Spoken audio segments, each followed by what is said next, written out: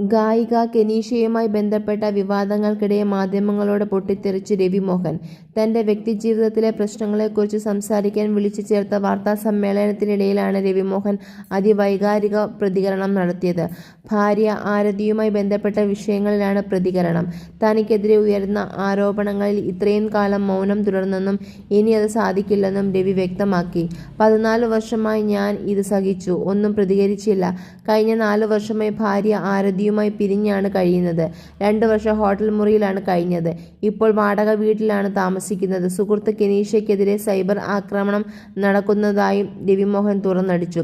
രവിയുടെ വാക്കുകൾ ഇങ്ങനെയായിരുന്നു: ഇതെന്റെ വ്യക്തിപരമായ അഭിമുഖമായി എടുക്കണം.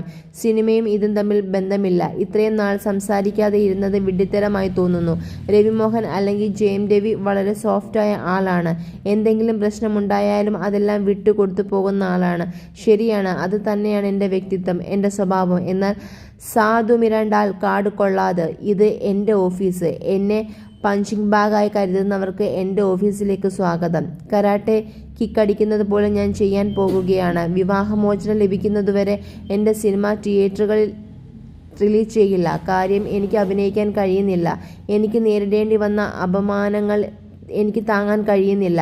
എൻ്റെ വ്യക്തിജീവിതത്തിലെ പ്രശ്നങ്ങളും ഈ സൈബർ ആക്രമണങ്ങളും തീർന്നിട്ടേ ഇനി അഭിനയിക്കുകയുള്ളൂ. 23 വർഷം രാത്രിയും പകലും ഞാൻ ജോലിയെടുത്തു. ഞാൻ അഭിനയിച്ച 95% ചിത്രങ്ങളും വിജയിച്ചവയാണ്. രണ്ടാമത്തെ ചിത്രത്തിൽ സംസ്ഥാന പുരസ്കാരം ലഭിച്ചു.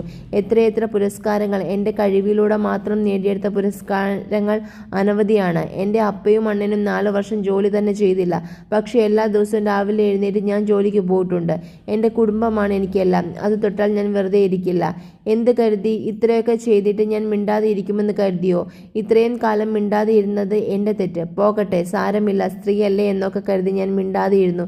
എന്ത് സ്ത്രീ? ഫെമിനിസം എന്നാൽ എന്താണെന്നറിയുമോ? റേപ്പിനെതിരെ സിനിമയെടുത്ത ആളാണ് ഞാൻ.